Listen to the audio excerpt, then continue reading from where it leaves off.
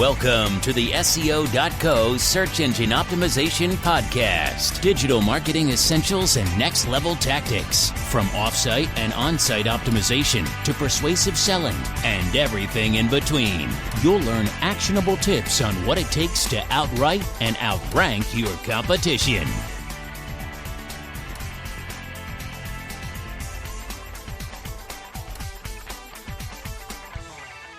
Welcome back to another episode of the SEO.co podcast. Today we're continuing the series on local SEO, and we're going to start with analyzing how working with competitors can help local SEO. Working directly with your competitors, and at times giving them mention, is actually a worthwhile strategy for local SEO. With the right approach, you'll greatly increase your domain authority and local relevance, and any traffic you lose to your competitors will be more than made up for by the increase you see from local searches. First, consider the local relevance factor. Google is constantly updating its index to determine which businesses are local where and what those businesses do.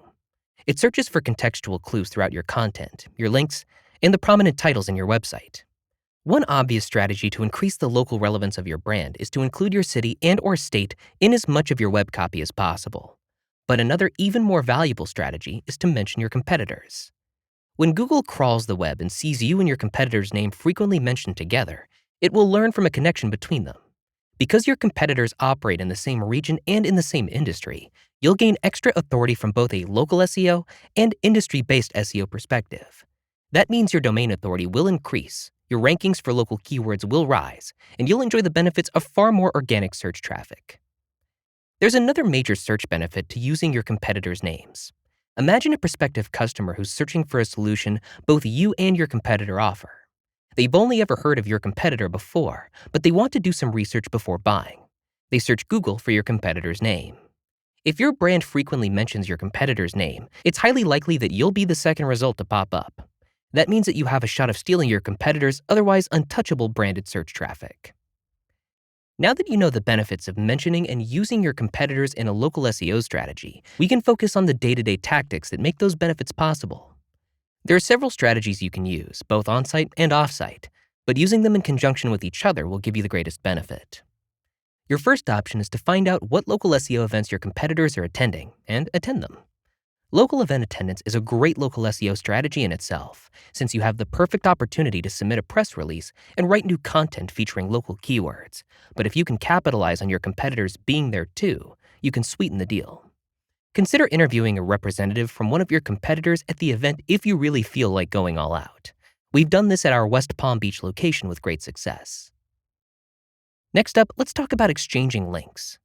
First, understand that exchanging links regularly can get you into trouble. If you constantly swap links with one partner, Google will suspect you of link manipulation and you'll likely be penalized accordingly.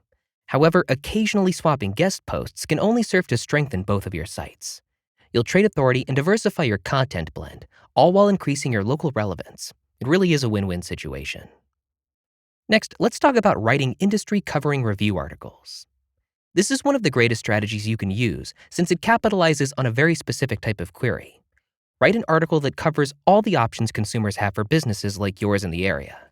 For example, you could use an article to ask and answer the question, "Who is the best plumber in Albany?"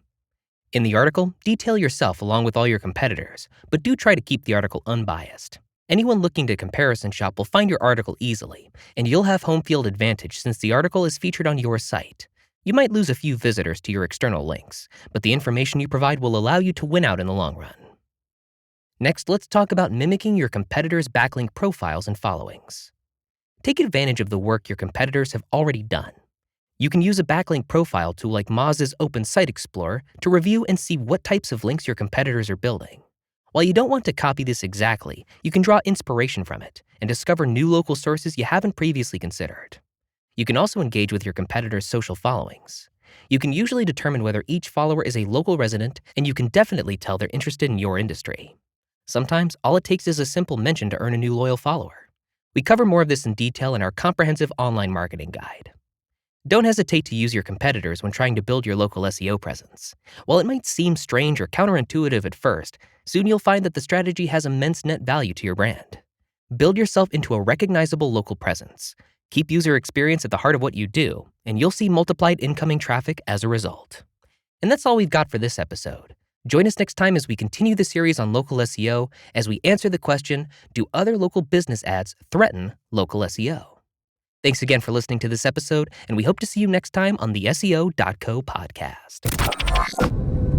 Thank you for joining us on the SEO.co podcast. We appreciate your time. Be sure to rate, review, and subscribe to the show, and visit SEO.co for more resources based on today's topic, as well as access to more podcast episodes to help you improve your site's long-term SEO success.